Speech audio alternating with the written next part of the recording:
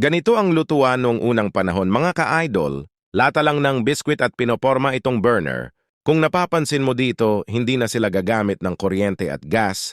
Pero ngayon ay ipapakita ko sa inyo kung paano ito ginagawa para magkaroon ka ng idea. Ang unang ginagawa dito, mga ka-idol, dapat maghanap kayo ng lata ng biskwit or yung lata na nilalagyan ng mantika, tapos susukatan mo. Ito depende sa inyo kung gaano kalaki yung butas ay. Depende sa inyo kung gaano kalaki ang sukat nito. Kung panoorin mo ang videong, ito ay makakuha ka ng idea totally. Hindi mo kailan gumagamit ng grinder, gunting lang. Okay na yan kasi manipis lang yung lata na yan. Mga kaidol, sa ibabaw na yan pwede. Yung kutsilyo ang itusok mo diyan para matatanggal na. Yung sa ibabaw niya sa ganitong paraan, ang paggawa ng burner ay hindi mo kailangan gumagastos ng gas dito. Pagkatapos niyan, mga ka-idol, ay pinturahan mo. Ito depende sa inyo kung gusto mong pinturahan, tapos kukuha ka ng lupa or ito yung clay na lupa ay, pag binasa mong tubig ay dapat malagkit siya. Ang tawag niyan ay clay. Tapos ipasok mo sa loob at ididiin mo siya hanggang tumitigas yan, mga ka-idol. Kapag click, kasi binasa mo ng tubig, kapag nahanginan, yan ay tumitigas na yan, mga ka-idol.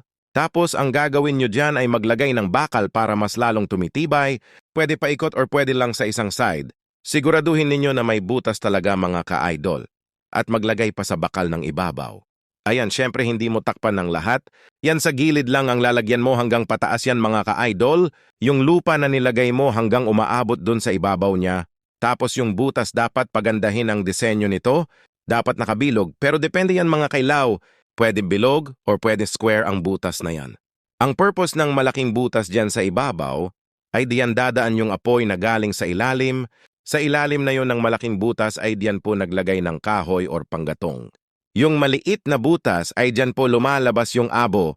Kapag tumitigas na ay ganito na yung hitsura, maganda na tingnan, at pwede na itong gamitin at umpisahan. Kung napapansin mo dito, mga ka-idol, kung makagawa ka ng ganito, naku, pwede mong gawin itong negosyo at ibebenta mo sa kapitbahay mo.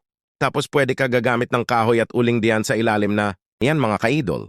Tapos pwede ka na magluto ng itlog, kahit anong klaseng ulam. Totally pwede ka maglaga ng mga buto ng kalabaw dyan or baka ba, kasi nga yung init na yan ay buong buo, yan na tumama doon sa kawali or sa kaldero. Yan po ang magandang sekreto, mga ka-idol. Tapos pwede ka magluto ng sabaw. Sabaw dyan. Pwedeng kanin, depende na sa inyo. Ang importante diyan ay nakapagdiskarte. Kaya hindi na kailangan ng gas at hindi na kailangan ng kuryente.